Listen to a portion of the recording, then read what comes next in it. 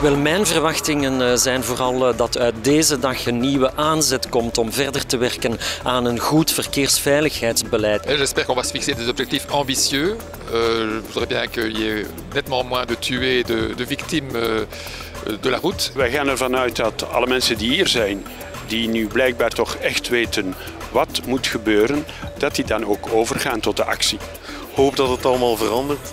En ik wens aan iedereen inderdaad dat ze hun talenten gebruiken, omdat inderdaad het in de toekomst allemaal beter zou kunnen worden. L'idée est excellente, mais j'attends de voir in concreto ce que cela va donner au quotidien dès demain. C'est bien sûr que ce soit suivi des faits. C'est très bien de faire comme ça des états généraux, mais attendons de voir sur le terrain à quoi tout ça va se résumer et ce que ça va donner par la suite.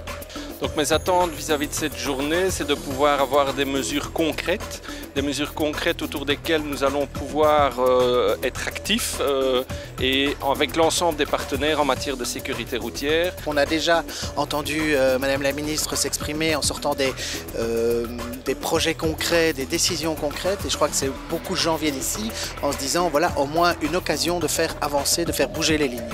En fait, connaître les intentions de la Ministre de la Mobilité, Madame Galland, donc on aimerait bien effectivement savoir ce qu'elle a en tête pour les prochaines années, parce que nous souhaiterions être associés aux discussions sur la sécurité routière et qu'on aille dans le bon sens, c'est-à-dire la protection des usagers les plus vulnérables sur la route.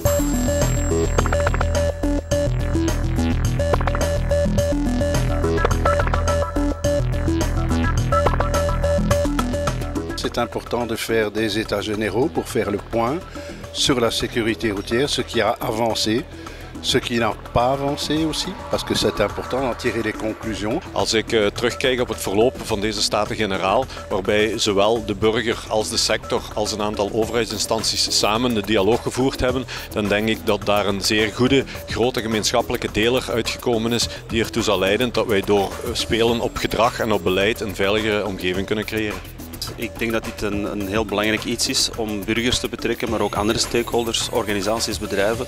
En om de zoveel jaar denk ik dat het heel erg nodig is om te kijken waar we staan en wat we voor de toekomst zouden kunnen doen rond verkeersveiligheid.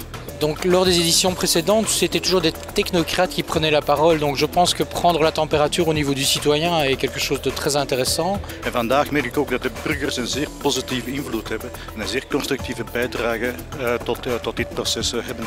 Après tout, c'est nous et pour nous que sont faites les législations. Et donc c'est important dans une démocratie que la vie des conducteurs, des automobilistes et de chaque personne soit pris en considération. Als je burgers betrekt bij je verkeersveiligheidsbeleid, dan zie je wat er gebeurt met het beleid van boven naar de burger beneden op de weg.